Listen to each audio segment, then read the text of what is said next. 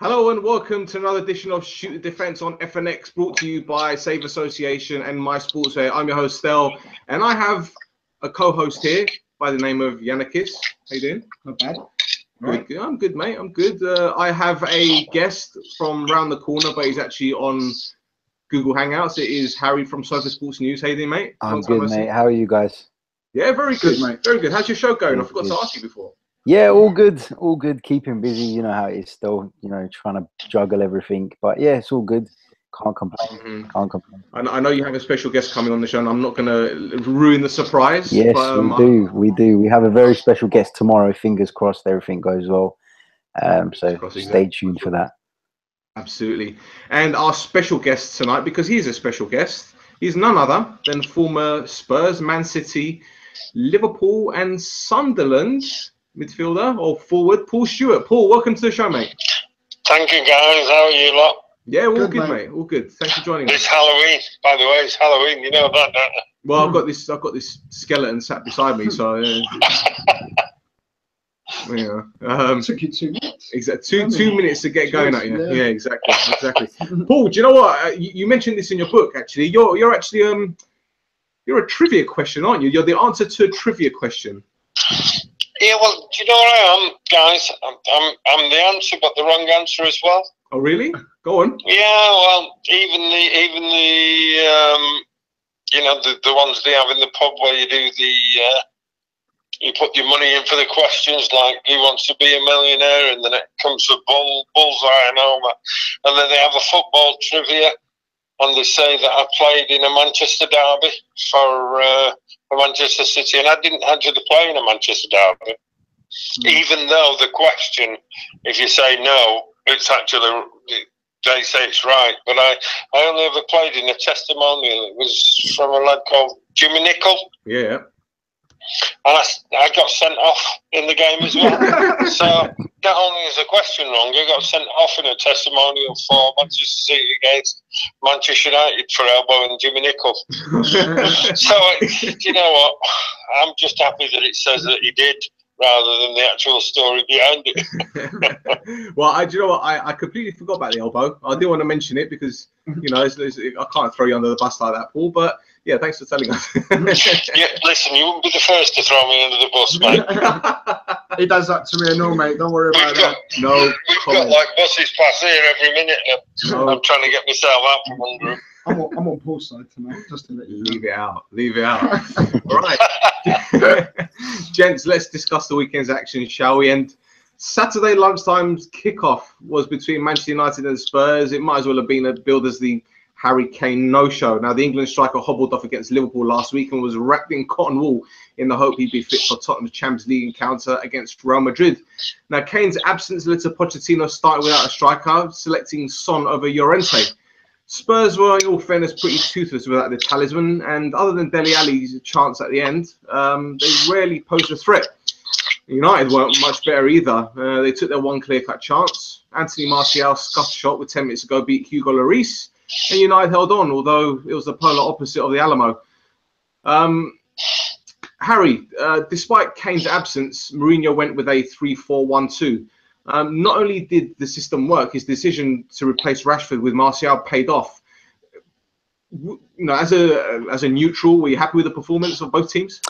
To be honest, though, I didn't expect much from that game. Looking at Manchester United and looking at the way Mourinho approaches the so-called bigger fixtures, it wasn't one that excited me. I know a lot of people were looking forward to it, but for me, I wasn't overly optimistic that we were going to see a great game. I think the onus was on Manchester United to go out there and win the game, being the home side. I think the injury to Harry Kane may have changed Pochettino's approach going into the game. I do think Spurs probably would have given a little bit more going forward had Kane been there. Come in here, Harry, sorry. Go on, Paul. Pardon? Go on. Yeah, I was. Do you know what? It was a typical, giant against giant weekend that we expect to watch a great game. I think personally, irrespective of personnel in the team, nobody's really got the cojones to go and win the game, have they? They're like worried about losing it, but don't want to take it by the scruff of the neck. Personally, I don't think you're going to ever get Son doing what Harry does, straight down the middle. So I would have started with Llorente personally, purely and simply because Son drifting alongside Harry is far more productive. But I think when I saw that he was the out and out striker, if you will, didn't really fill me with a lot of confidence. And I put the Swansea lad in that they paid money for. But I still think in the big games, you get your top teams. Apart from Manchester City this year, they still play the same way. This is our principle. We're going to go and win the game. I think there's too much onus on they're too frightened of losing it rather than going and winning it, personally. And I wasn't surprised that it was a disappointing game. Fair enough. So, Harry, do you actually think Pochettino wanted to win the game? Did he look interested? I think it was important for Spurs not to lose the game, and being the away side, like I said earlier on, I felt the onus was on Manchester United to go and win it. I think Pochettino's approach would have been affected by the fact Harry Kane wasn't available. I don't think he felt that Llorente could do a job up there from the start, hence why he went with the team he went with. It was a boring game, if you ask me. It was decided by a stupid little detail, which... Yeah, it wasn't a good game to watch, was it, Harry? No, not at all. And it was ultimately decided by a mistake. Dyer switched off, Martial was in, and that was it. Those games are decided by such fine margins in it, and often it's just a case of who can hold their nerve and basically not make a mistake. So, it wasn't a great game, but it was a fantastic result for Manchester United. And I guess at the end of the day, I'm a big critic of Jose Mourinho, but at the end of the day, at the end of the season, when we look back on it, Manchester United got 3 points, and nobody's really going to remember the way they went about it as such. What about you? I know you were frothing at the mouth last week after the Huddersfield game. I'll add a few choice words, but obviously I can't repeat them. Yeah. It's a PG show. So what's your evaluation on the actual overall performance? It wasn't great. But again, it's all about the result. It was a must-win game for United for me. After especially the result against Liverpool and Huddersfield and City doing well, potentially United could have been 8 or 7 points behind City already. I know it's earlier in the season, but still 7-8 points is still a big margin. Wasn't a great game. I thought tactically it was intriguing though. If you look at it from a tactical point of view, it was who's going to make a mistake, who's got a bit of brilliance, who's got a bit of magic. The disappointing aspect of the game, there wasn't enough quality for me from defense. It was more like work ethic. Everybody kind of knew their jobs. Like Ashley Young. I'm going to run up and down the wing. I know my job. There wasn't anyone that actually got the ball, looked like he was going to beat a man or do something with it, which for Premier League standards for me was disappointing. But overall, as a United fan, it was all about the result, and it scraped it 1-0 and. It was a big result for United. But I'm saying as a football fan, it wasn't, as intriguing as you say it was. It wasn't compelling, was it, to watch? It wasn't at all. And you've got some great players on there. When I look at Dele Alli and I look at, Martial, and then I look at Rashford and all that, and Mkhitaryan and all the players that are on the field, you just want a bit of sparkle, don't you? I'll tell you what, purely simply, it's what the people pay for. Sorry, mate, what was that? Hello. What was it you said? I'm still here. No, what did you say, Paul, before that? I'm just saying it's what the people pay for. Yeah. We thought it should be compelling. You've got so many great players there, and we're looking for that bit of magic. And it's just disappointing when you've got two, and Tottenham and Manchester United are two top teams. We're looking for a bit of enjoyment now. And I think at the moment, there's only City giving you that. Right. Manchester City. Yeah. I just think it's Jose's approach as well to games, for me personally. He's very pragmatic. He's very calculated. Who's that? Sorry. Mourinho. I know, yeah, and you can say that, but I'm still looking for when I was probably a doubter of Manchester City, and I look at what he's done. Guardiola, he's kept to his ethics, and they're actually putting a showcase on for the fans this season. I'm not happy with somebody that just says, "We'll take a point," or "We'll," with the amount of money you spent. I just don't think it's acceptable. I think from we have to realise, though, personally, in a day and age where the board's getting sacked after 4 games, it makes it clear that this is just becoming a results business, isn't it? And that's just where the game's at the moment. Also with Mourinho, which is disappointing. I agree with that, but that's what it is. So you might as well live by the sword and die by the sword, and try and go and give the board what they want, because you know what, you could be sacked after 4 games. I'm sorry, but as much as I disagree with, the first sack in De Boer was atrocious. What I'm saying is, you know the rules. It's like, if you can't stand the heat, get out of the kitchen. Yeah, exactly. I mean, us 4 here now can say it's abhorrent. This is, he's been sacked after 9 games. He's been sacked after. Listen, that's what it is. So go out and do it. Mm-hmm. Yeah, that's right. Well, Paul, I mean, I remember the last great Spurs team with yourself, Gascoigne, Lineker, Mabbutt, Torsvet, Steve Sedgley. I mean, the list goes on. How close do you think this Spurs team is actually doing something big, or actually winning a trophy? Oh, do you know what? It's almost there. It's almost there. For me, we were, like the players we were a cup side. And Spurs long before myself were never,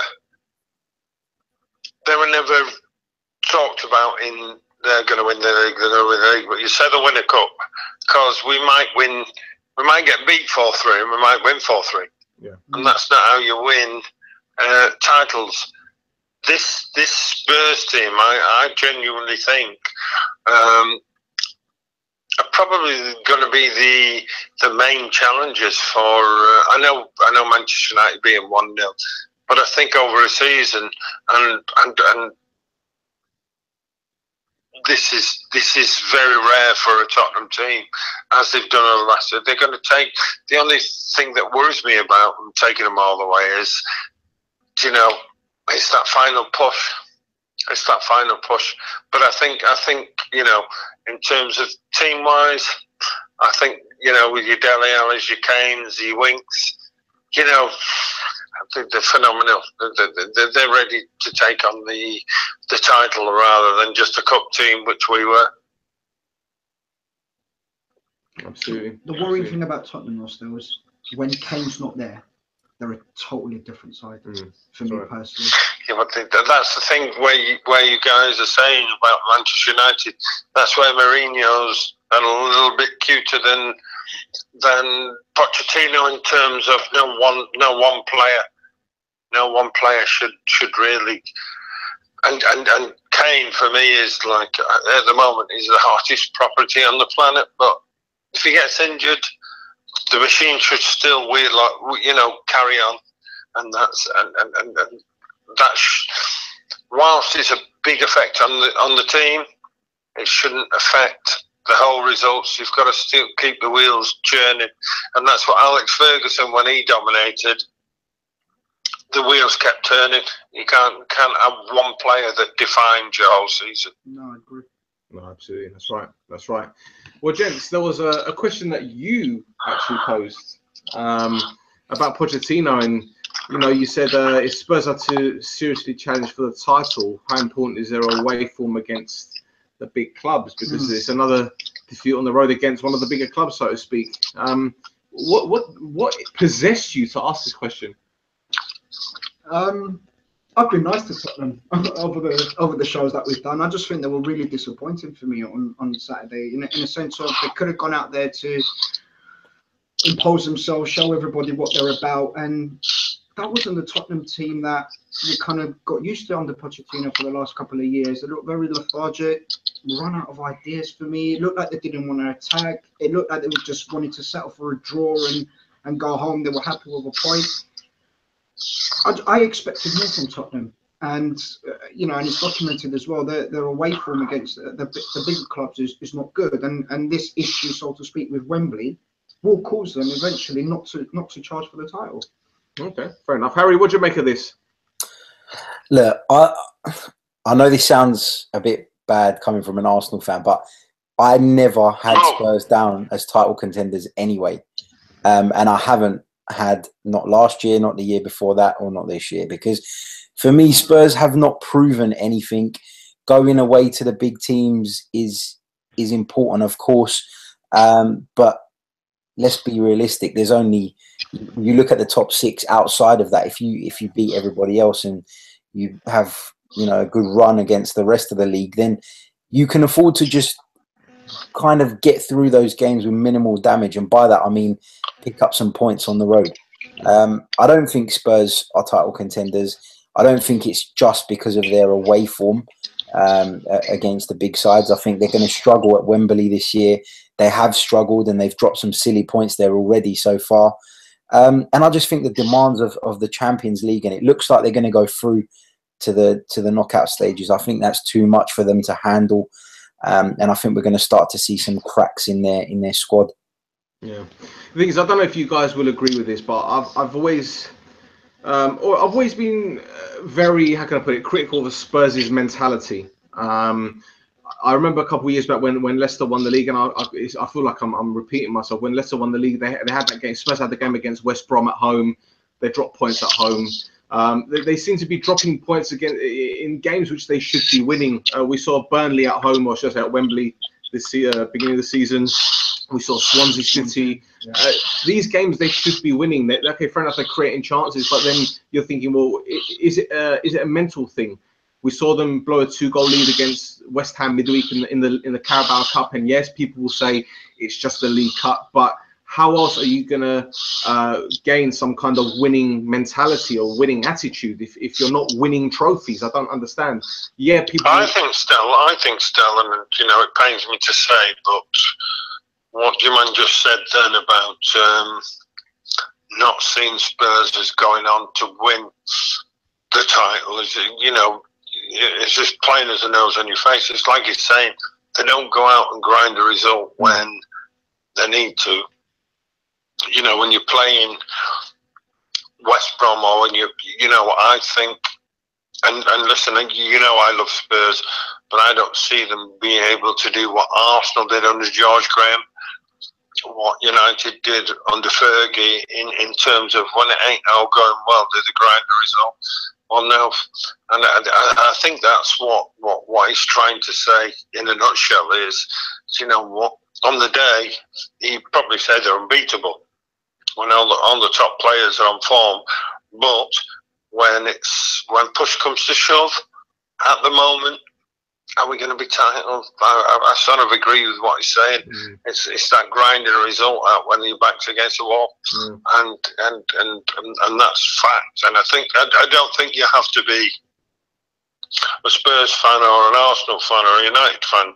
You just can see that on you know, by watching the team, and I agree with him. As much as it pains me to say. The thing is, Paul, when you look at all the successful teams, mate, the teams that have won championships, as you mentioned, your George Graham's, the Arsenal's under George Graham, United's under Ferguson, even to some extent, Arsenal, you know, under Wenger, Mourinho's, Chelsea's, they didn't have many mistakes in them. But when I look at Spurs, there's mistakes all over the pitch. We saw the weekend. I mean, Hugo Lloris, we've seen him make clangers, and for a goalkeeper, he shouldn't be making that many. Aurier, the right back, I think he's a ticking time bomb. Eric Dyer's got mistakes in him. Vertonghen, Alderweireld, and then you got to talk about that again. It goes back to the mentality of players like Dele Alli. Why is Dele Alli getting in a spat with Ashley Young? What for? I don't understand. It's these little things, and I know you can say, "Oh, if you take that part," but that's what I think. I think your man just said then. I think it's Harry. Excuse me if I got your name wrong, but I thought it was Harry. And yeah, I think Harry can see it, because the good teams, you've got to remember that if United had gone there, and Tottenham had gone there and got a draw and then gone on to win the title, they wouldn't have remembered that game. They remembered the games when they won the title, like Arsenal did at Liverpool once. And I just think that mentally, as a club, they've still not got that something that makes you win the league. And listen, there's no one more than me that hopes to prove me wrong. But I think watching them last Saturday, it was no surprise to me that they come up short again. They may win it. They may win a trophy, but still, I don't see them being title challengers, if you know what I mean. Because week in, week out, you've got to go and perform. You've got to, like, I'm not playing so well this week, but I've got to grind a result out. Arsenal did that under George Graham, and listen, when you call. Somebody told me today when they were the Invincibles, they drew 14 games or something like that. All right, they might not have got beat, but they ground out results. And when you want to win stuff, when your back's against the wall, you've got to grind out a result and not come away from Old Trafford getting beat in a game that you could have gone and took by the scruff of the neck, if you know what I mean. Comes down to the manager as well, though, still, in the sense of Pochettino's never been a winner himself, has he? So how's he going to restore winning mentality to a team that he's never been a winner himself? I have my opinions on Pochettino, and I'm not going to go into it. Yeah, but when you look at that, you look at Ferguson, you look at Wenger as players, were they winners? You know, you can go. I mean, you put the players on the pitch, and you know that. Sometimes we can say it's the manager, but just because, you know. No, but the best managers have been the best players, but they put something in there and they bring the players together that makes them have that winning mentality where, you know, whatever happens, if we don't win, we don't get beat. And you know, it's so easy these days to blame the manager, and that's why we're getting managers going after 4 or 5 games, because they want instant results. You know, the players have got to go. Like you just said, Dele Alli, why is he getting involved with Ashley Young? Do you know what? You want a challenge for the league? Ashley Young is the least of your problems, if you know what I mean. That's right. I agree. Well, we mentioned successful managers, and Jose Mourinho put his fingers to his lips in front of the camera at full time and told the press pack it was time for people to calm down. And no such calm at the Emirates, where Arsene Wenger's 800th game in charge was overshadowed by the club's AGM in midweek. Chairman Sir Chips Keswick was re-elected, as was Josh Kroenke as director, although Stan Kroenke's 67.05% share ownership probably had a bit to do with it. A little bit to do with that, didn't it? Yeah. So how did this affect what happened on the pitch? Well, nothing really. Arsenal, also known as the most overperforming team over time, if you compare performance by a series of objective metrics, usually league position or points against expenditure on transfers, Gazidis' words, not mine, fell behind against Swansea, only to step up a gear and turn it around 2-1. There were wins from Man City over West Brom, Liverpool, who trounced Huddersfield 3-0, and Chelsea sneaking a 1-0 at Bournemouth. Paul, you mentioned the Blue Noses around the corner from you, I guess. What can you say about City that hasn't already been said? They're actually ripping teams to shreds at the moment, aren't they? I think I was probably a doubter like everyone else, because you know what I thought? I thought Guardiola had been in Germany, where they had 4 games a season. I thought he'd been in Spain, where they have 4 games a season, maybe 5. To be honest, what I do like about him, he stuck to his principles, and I think there was an Opta thing about how many passes. And it's like I go back to earlier about you live by the sword and you die by the sword. You get sacked after 4 games. You know what? You go with that principle and not listen to what everybody else says. And I think Guardiola, because I was a doubter, because I didn't think, and what proved it to me, I thought before this season, it's all right, he has his principles, and he's only had like Germany and Spain, but he comes here, you got to go to West Brom. I went to West Brom, and I know it was 3-2 in the end, but he's stuck by his passing principles, his ethos, and he's living by the sword and dying by the. And I don't think that there's anyone to challenge him this season. I don't think there's anyone to challenge him, irrespective of money. You know, that money doesn't make them pass that and see the passes, see the gaps and all that. That you know, I can't see them being challenged. Fair enough. I don't know what you guys think, but that's you know, I was a doubter that's been, you know, I believe. I'm going to disagree. Sorry, Paul. I agree. Well, that's what football is about. Why do you have to do that? You have to justify yourself. Come on. He spent £200 million or whatever to carry his ethos and his philosophy. We saw last year with the players that he had that he couldn't bring that to the table.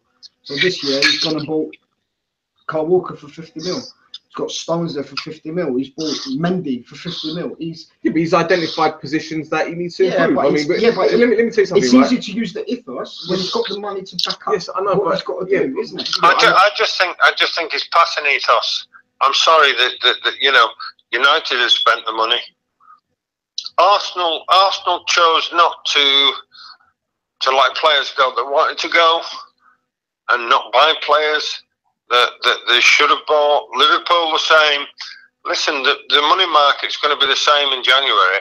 You can't go on about how much, because you cannot. You know, you can spend the money, and I mean, do you not find them attractive football to watch then? Yeah, I do. You know, you look at that De Bruyne, you look at Mane. Now you look at the team and how they're playing. It's attractive football. Did you enjoy United Spurs when you've got? It's what you want. It's entertainment. But he's stuck by his ethos. I get what you're saying. They've got all the money, but it's like saying Chelsea won it. They had all the money. But to be fair, they had Lampard. And you know, when you look at the players that they had, it wasn't just the money. Because it was Lampard, it was all the other players. So I'm saying, I think a team to watch, go and spend money to watch, Man City. And listen, I'm a United fan. Harry, what did you make of Arsenal and the AGM, mate? I forgot to ask you the other day. The AGM was... Do you know what? The AGM is such an insignificant event at Arsenal, and it's something that they do purely because they have to do it, because the organisational structure says they have to do it. They do it for no other reason. Like you mentioned earlier, Stan Kroenke owns 67% of the club, which means whatever he votes goes. So there was no chance of Kroenke or Keswick ever coming out of their positions. The 3% that's held by the fans, they did actually vote for them out. But interestingly, and what a lot of people haven't really spoken about, was that Usmanov, the other the other big shareholder, I should say, he actually voted for Keswick and Kroenke's son as well. And which was interesting, considering he's been stirring things up and it seems as though he wants to take over the club. His vote actually went to those two. And I think it's probably a bit of him not wanting to rock the boat. You know, he can't get on the board as it is. If he rocks the boat even more, you know, his chances probably get a bit worse. The AGM is a shambles. I could be honest, mate. You're both like the Titanic at the minute, isn't it? So people not going to the AGM and not wanting to rock the boat. It bemuses me. Do you as an Arsenal fan, or do you people as an Arsenal fan not look at the power that Wenger's got there, and maybe it might be time to change? Do you know what? Changing. Do you know what, Paul? Like the same slippers and like your toast of a morning. You've got to move and not blame the board. That's my opinion. It's not. Do you know what it is, Paul? You know, Arsene Wenger's been brilliant, but come on, step aside. But he's got so much power there. Even he decides when he steps aside. That doesn't happen at most clubs. I've wanted Wenger to go for quite a while now, but yeah, but he's got so much power there, hasn't he? Yeah, but every time why does he not get sacked and hired like all the other clubs? Every time you watch these AGMs, though, every time you sit and you watch back an AGM and you read all the quotes, it makes it even more evident that Arsene Wenger is actually the only man in and around that football club that has any idea about the game. You know, I want him to go, but I dread to think what would go on in that boardroom if Arsene Wenger wasn't there, because, you know, the people there were calling for Kroenke to speak. Kroenke was there. He was sitting next to Keswick, next to Gazidis. And their response was, read the Telegraph, because he gave an interview in it yesterday. I mean, that's ridiculous. They're just avoiding... You can become part of a woodwork, can't you, where it's just not healthy for the club. And I think that's what's happening with Arsene, in my opinion. The thing is, if Arsene goes, and don't get me wrong, I'm fed up of Arsene. I love the guy to bits, but I do think it's time he steps aside. The issue is that looking at those people that sit around that table and make all the decisions at Arsenal Football Club, I don't have any faith that they will make the correct appointment. So it's a catch-22. Lose Wenger, lose the only footballing knowledge we have at the club at the moment. You keep Wenger, things will always stay the same. I don't know. Arsene Wenger. Listen, mate, it's evolution, isn't it? You know, United probably thought, without Fergie, we're never going to be anything. We're never going to be this, that, and the other. But ultimately, it's going to happen, isn't it? And that's what I don't think Arsenal are facing the fact of. I'm a fan of Wenger because of what he's done. But at the end of the day, they're now not looked as challengers. And I know we talked about Spurs before. Whenever we had a chat and said that Spurs are more of a challenge to the league than Arsenal, I can't remember it. Now we're talking about Spurs being genuine challengers. Arsenal, if they get in the Europa League or manage to get in the Champions League, that's not Arsenal. So when do you make that decision?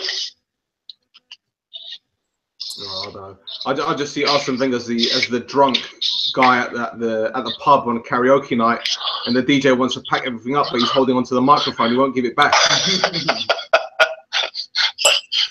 Me and him.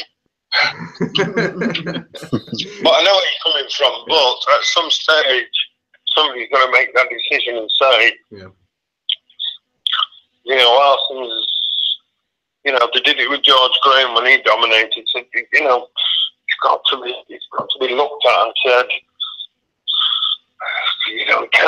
we can't carry on like this. We've got to hope that a director of football comes in. Even the fans are not happy.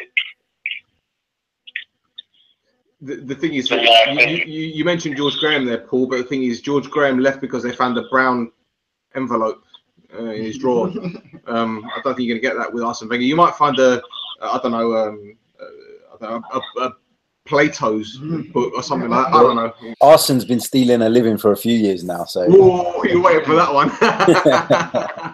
No, I hope that they bring in someone like a director of football, someone with a bit of knowledge of the game. So when the time does come and the change comes, there's somebody there who's capable of making a football-based decision. Because at the moment, there is no one that can do that. And that is partly why Arsene Wenger has so much power. There you go.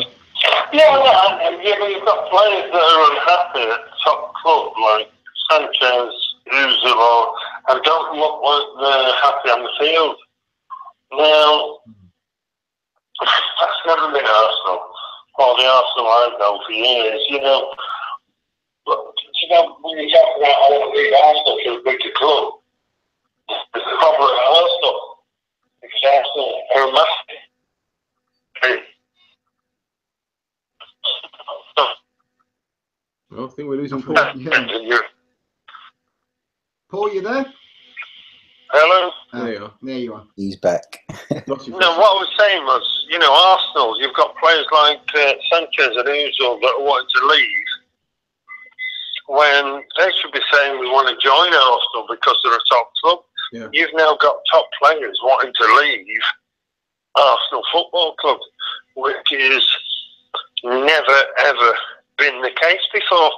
Like I said, your Ozils, your Sanchez, whoever it may be, are leaving, in their opinion, to go to a bigger club. There was no one bigger than Arsenal at one time. You should be saying, and Arsenal used to be, you want to join us, not leave us. Mm.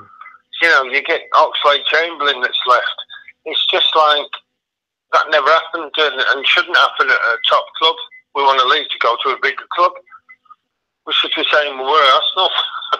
Yeah, exactly. It wasn't a massive loss though, innit? No, Chamberlain going. Not at all. I would have driven him there myself. There you go. No, I'm not saying it's a massive loss, but if you get where I'm coming from, you know, Yeah. Sanchez and Ozil shouldn't be thinking of wanting to quit Arsenal. I mean, you know, going over to Chelsea or somewhere like that, that shouldn't be heard of. It's because It of was the ambition unheard of of the years club. ago. It's the ambition of the club. The fact that they're not spending the money, they're not adding to the squad, they're not buying quality. The thing is, Yeah, but then my case too, is it the right man in charge? You know, and what I'm saying is, great Arsene, put him upstairs, director of directors, has to do with whoever, but there needs to be a change at Arsenal for them to move forward, in my opinion. Yeah. No, I Well, agree with you know, funny you say about changes. And I don't even like them, mate. I don't even care if they finish bottom. There you go. It's being brutally honest. But it's plain for everyone Yeah. to That's right. see. That's right. Do you know what?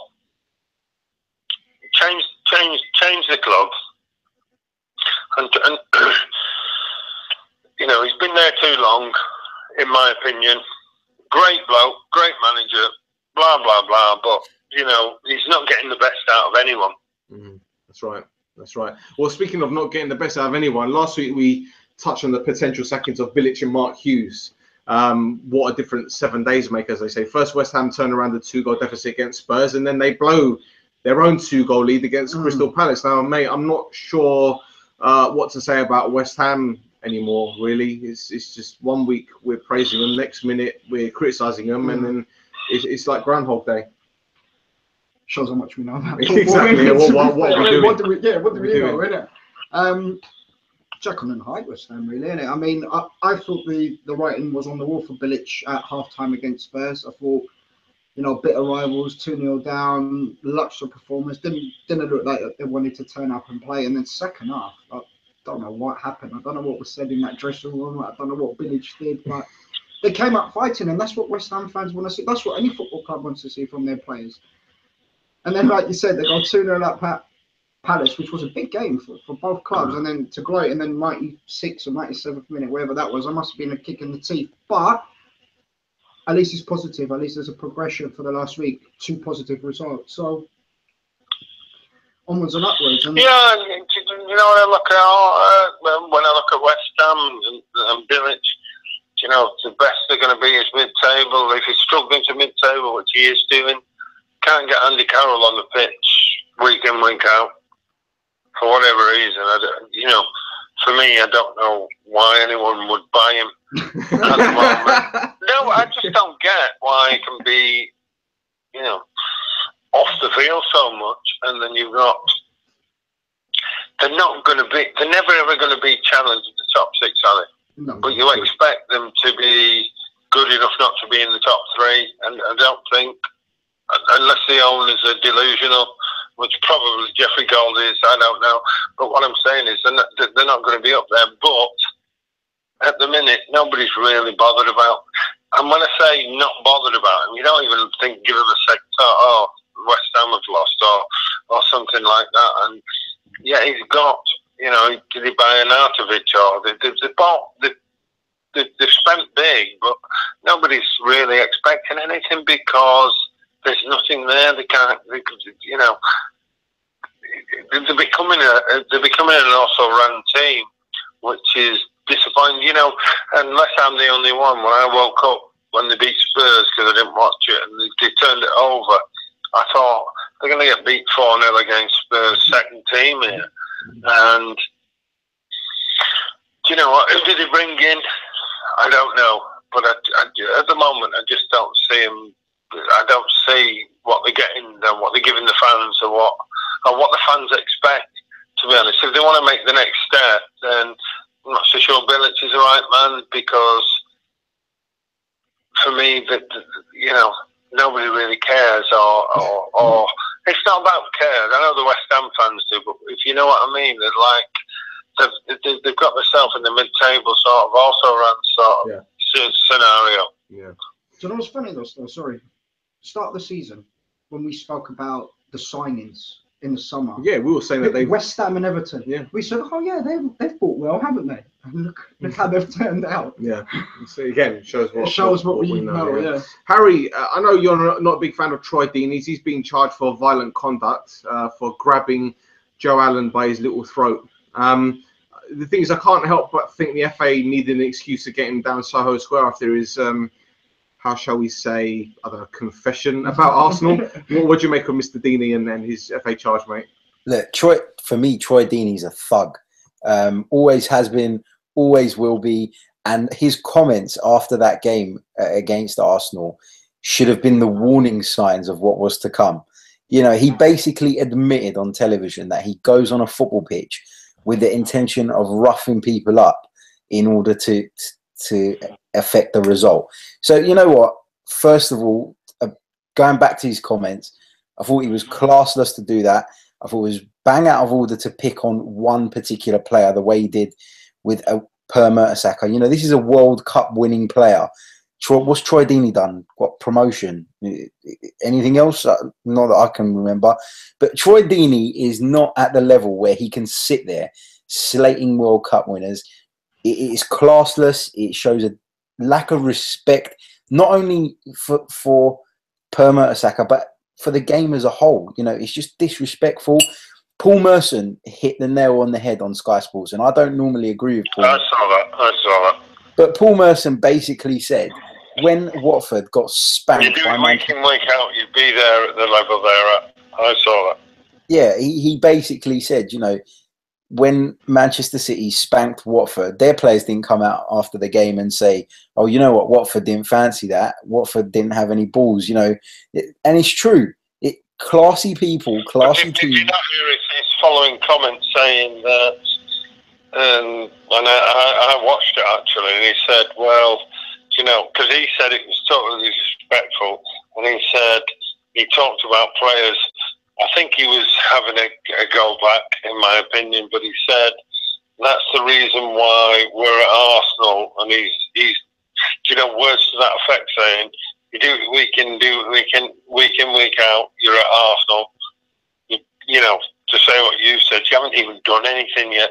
And I think, you know, again, I'm not an Arsenal fan, but I think Merce was like saying, you know, what right have you to say that when you're at Watford?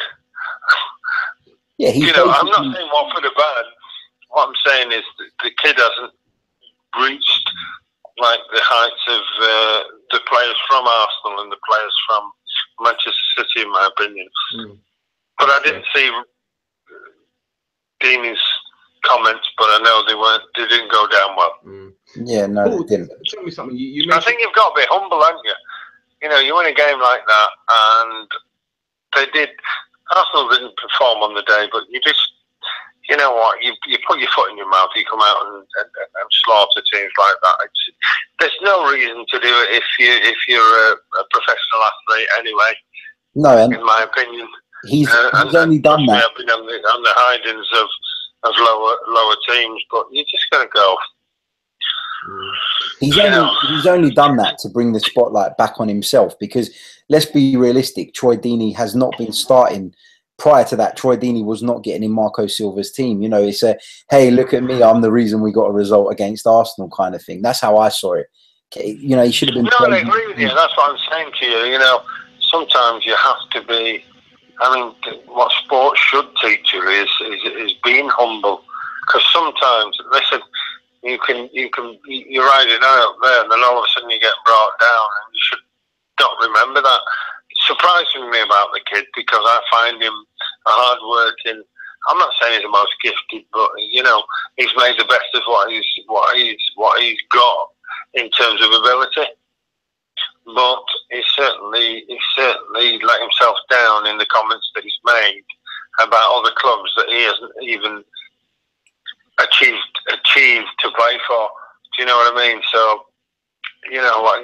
But then again, you put yourself in that spotlight to be shot down, then you're going to get shot down, and by God, you're going to do if you're playing for Watford. That's it. And dictating what the top team should do. And as for this weekend, still, what you were saying, you know, what he's done against Joe Allen there is it's bordering on GBH. I mean, what the hell was that? You know, he's got the geezer by the throat. He's trying to... Come on, lads. I mean, you get booked now for a broken fingernail, don't you know, a twisted eyelash. I'm not gonna stand up for they should have been sent off, or they should have been sent off for that. Not in the era I played, anyway. Bro, you're cut from a different cloth, Paul. But what I'm saying is they're all too protected now. Like five cases. Very true. Well, Harry, you know as well as I do, the Leicester appointment with Claude Puel. I chuckled a little when he was appointed, not because of his credentials, mate, but because I knew what was coming. And it was, what about British coaches? We heard Stan Collymore say it makes no sense to him, despite Puel being the fourth manager to have guided his side to a domestic cup final last season, which includes Mourinho, Conte, and Wenger. Well, what's your take on his appointment? Claude Puel is a very shrewd appointment, in my opinion. I think he's a very good manager. He's very organised. I think with the way Leicester have traditionally played over the last few years, you know, based on a solid defence, looking to counter-attack. And Leicester have the players that Southampton didn't have. They have the Greys, the Mahrezes, the Vardys that they can break out with. And I personally think it's a really good appointment. Like he said, at Southampton, his record was fantastic. His record's been brilliant wherever he's been. He's well respected around Europe. And going back to your point around, you know, where people are turning their noses up at it and saying, why wasn't it a British coach? Well, the fact of the matter is, and I might get shot down for saying this, but the British coaches that are available at the moment are not as tactically astute as somebody like Claude Puel. And for me, that we're talking about the top level of football. And you know what? Claude Puel is as good as anyone else that was linked with that job. So for me, it's a good appointment. Yeah, I have to agree with that, to be fair. What do you think? I agree. Wow. Hey. Wow. Well, you know, on his first game, 2-0. Yeah. You can't knock it. Solid performance as well. Yep, that's right. That's right. First half, absolutely blistered. Yeah, I watched it. Yeah. I watched it, and I thought, you know, you got to look at Everton. They were disappointing, but they still got to go and win it. And I thought they were excellent in beating them. But you know, I still have to say that I'm not so sure going from where he's gone to the club he's gone to is a step up or a step down. Well, if it's a step sideways, at least it's a step in the right direction for Leicester, because they were struggling under Shakespeare. But tell me something, Paul. Are Everton too good to go down? Nobody's too good to go down, are they?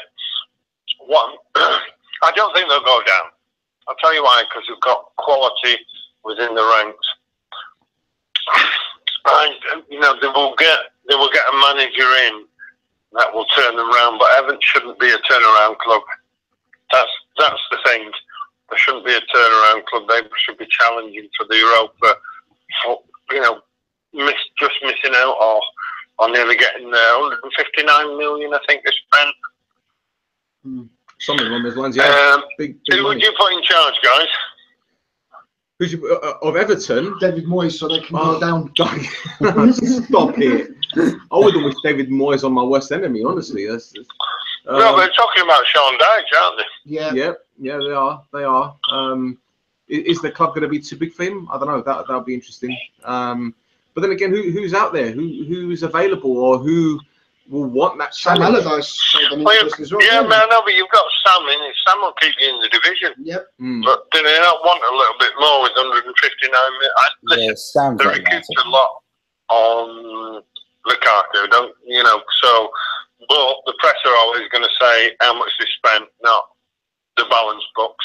Yeah. If somebody's, but you know what? They would never spend that type of money, even if they sold somebody for a lot of money.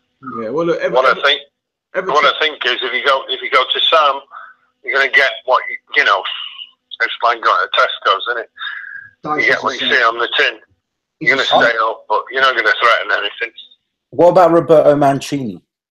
Well, I said that last week. He's doing what at Zenit, the top of the league. He's happy in Russia, and he's getting paid a good amount of money. And let's be honest, no disrespect to him, but what will he do with that Everton team?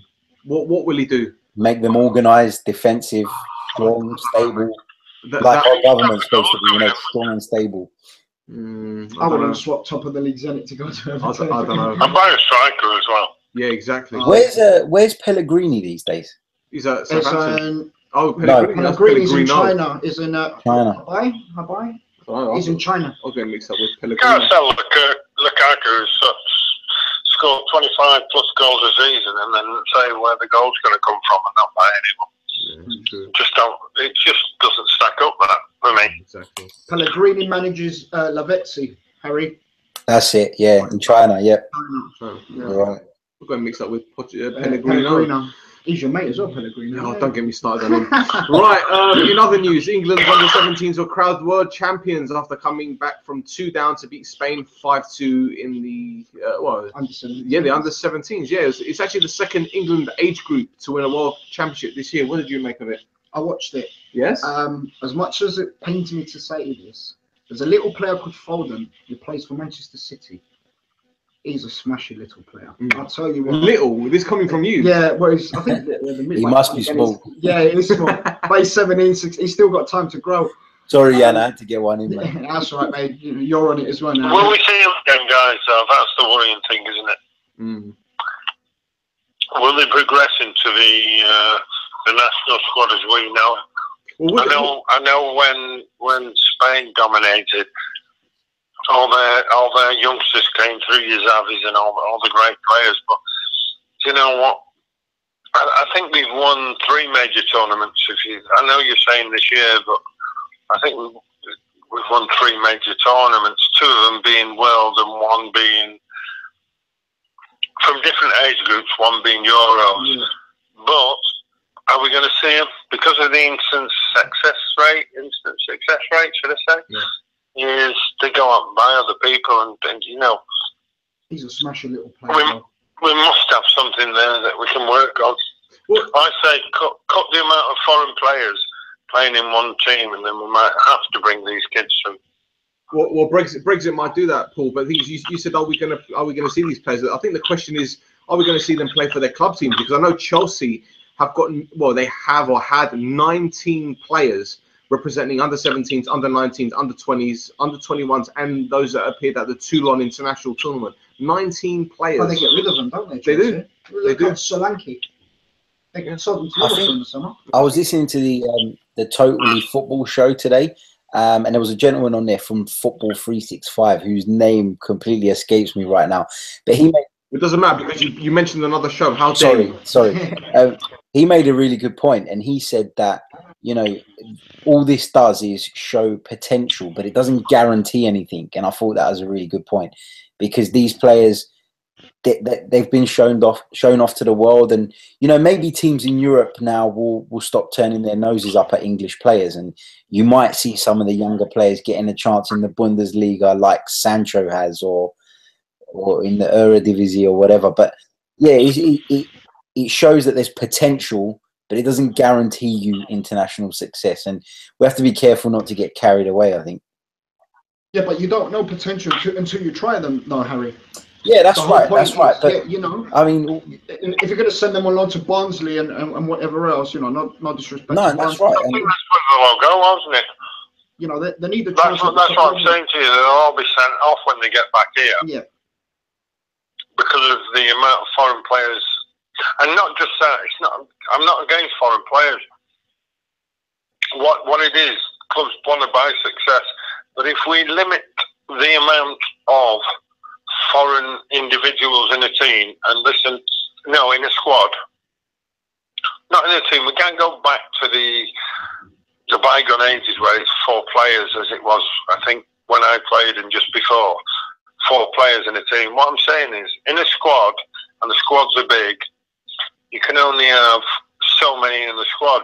Well, they do that in China, don't they, Paul? They've got 3, 4. But we'll never see our kids come through unless we change the amount of, because these kids won't see a first team. Well, they will see a first team game. But one of them is Preston and Blackpool, where I live, and they'll go into obscurity when they need to be nurtured, and there's no nurturing going on. Why is there a reluctance amongst young English players to go abroad? Success.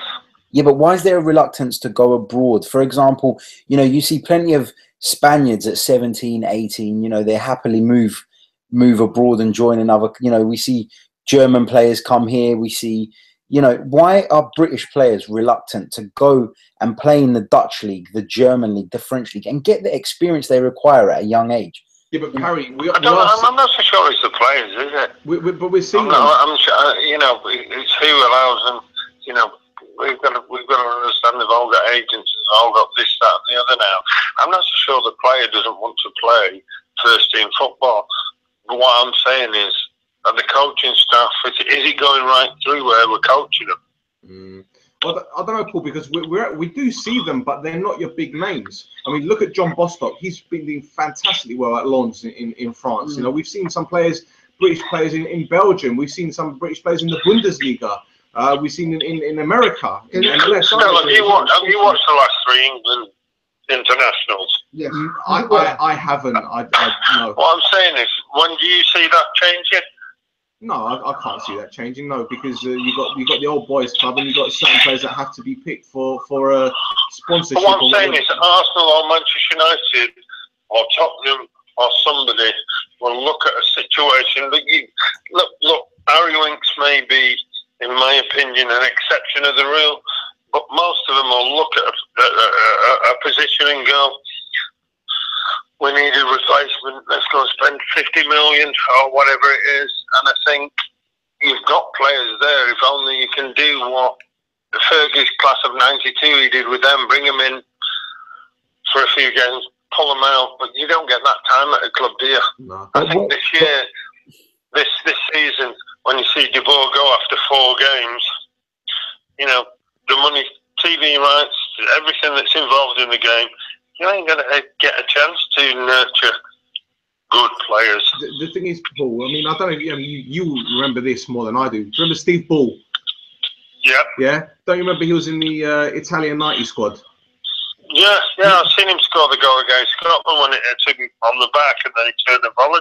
Right, there you and go. then I was at Wolves under Graham Taylor when he was still a striker. Right, so there you go. I mean, how many players, other than Kevin Nugent, was it Kevin or David Nugent? David Nugent. Yeah. Other than David Nugent, how many other players outside of the Premier League have played in England squad? I mean, forget Owen Hargreaves, who's obviously in Germany, but players that are outside. I know what you're saying. Yeah.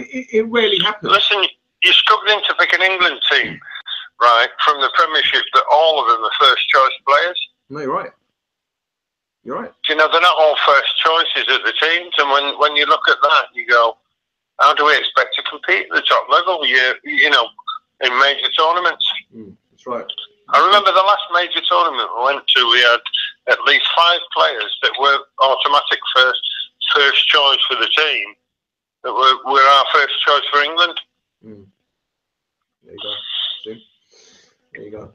Well, let's move on to Serie A and La Liga, because you seem to be a bit of an expert. I know Higuain scored twice in Juventus' 2-0 win over Milan, but he didn't make a big story from Europe because he was pipped by Girona, who shot the world by beating Real Madrid 2-1.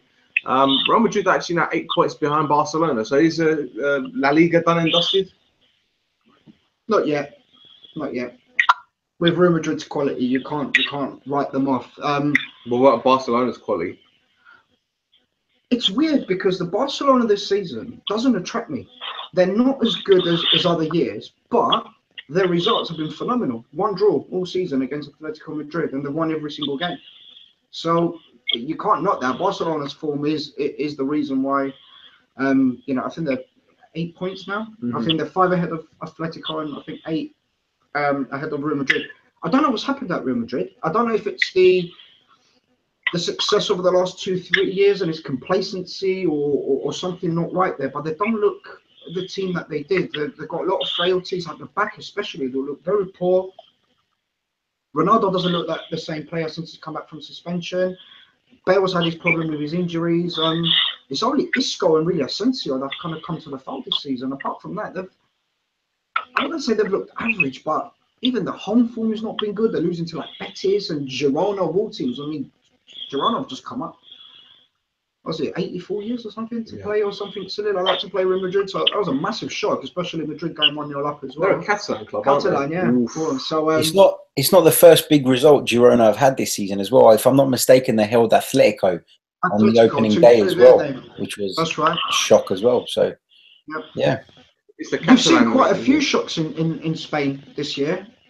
But there's the emergence of Valencia. Yeah, and the funny thing is, last season, the two teams are not dominating as they've done in the past, have they? Where it's week in, week out. Yeah. And we were saying last season that, you know, La Liga, you don't really get that many shocks, but here you go. You've got them right here. Right, well, I was planning on doing a Champions League review, but I think I'll let that go to Harry for his show the next couple of days, because you're going to be doing Tuesday and Wednesday nights, aren't you?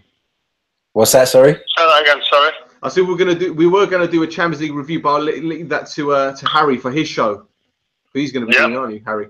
I don't know if I'm allowed to talk about Champions League anymore, seeing as my team's not in it. You do Thursday nights now, don't you? Now you know how it feels, mate. Go and win it. Right, one more thing before we go, gents. I was going to talk about Buffon retiring, possibly end of the season, but I want to talk about another goalkeeper. His name is Max, I don't want to pronounce it wrong, Crocombe. He's the Salford FC goalkeeper. Oh, I read about Have you heard about this one? This is the one that urinated. Yeah, Salford United, is it? Yeah, Salford FC, the team owned by some guys. That the class of '92, those lot, yeah. Their goalkeeper was actually sent off for urinating at the weekend on the pitch. Now, he urinated in his side's 2-1 win at a side called Park Avenue. Now, Park Avenue secretary said the goalkeeper was told by the steward twice not to do it, and he went ahead and had a pee. The goalkeeper said he was in an uncomfortable position and made an error of judgment. One spectator actually made a formal complaint to the police. Yeah, make of that what he's got time on his hands. Exactly. What's the game coming to? Well, Paul, did you ever urinate on the pitch? I know Lineker soiled himself in the World Cup, didn't he? Yeah. Well, never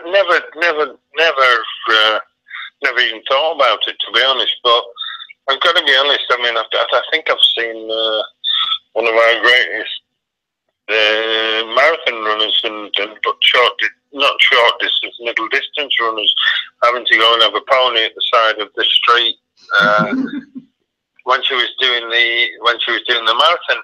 What I'm saying is, I'm sure the lad wouldn't have done it just to spite everyone. You know, sometimes along the way, guys, common sense should prevail, but sometimes you get the odd steward, you get the odd referee, odd manager, odd supporter. You know what? What can you do? But we all know the actual answer to it. Sensibly is common sense prevails, but you know what? This day and age isn't run on common sense, unfortunately. Common sense is uncommon. Yep. If you gotta go, you gotta go. But you know where I'm coming from, don't you, lads? Exactly. It's not like the goalkeeper would have said, "I'm just doing it for a laugh or a bit of fun," which you might have got in 1 in 100 games. But you know, you gotta go. You gotta go. As long as he's not offending anyone, but you get someone with the badge and someone with importance, and unfortunately, common sense, as you say, doesn't prevail. Yeah, the thing is, he was in the 87th minute and his team were 2-1 up, so it's not as if he was time wasting or anything. It's just one of those things. Well, maybe you should have waited till after 90 then. If, you know, I thought you were going to say it was during the game. The 87th minute. I don't know whether he could have made it to the league. But listen, I'm sure it's got all blown out of all proportion. Of course. But common sense should prevail, in my opinion. And unfortunately, as you said there, I think it was Harry, you know what, there is no such thing as that these days, is there, because of political correctness and you know, having a wee. I'm not so sure. I'm not so sure that's a problem. He was literally taking the piss, I guess. I didn't want to say that, but it's still show. There you go. I'm sure he can edit it. Yeah, cool. It doesn't matter. It's only the P word. Right, guys, thank you very much for your time. Really appreciate No, having thank you guys you. on. Harry, would you like to give our listeners your Twitter handle and to remind them what about your show, as if they didn't already know? Yeah, but it's at Harry Simiu. The show's one is at Sofa Sports News _. We're a football podcast as well. Just A general. very good one at that, young man. Thank you very much, Still.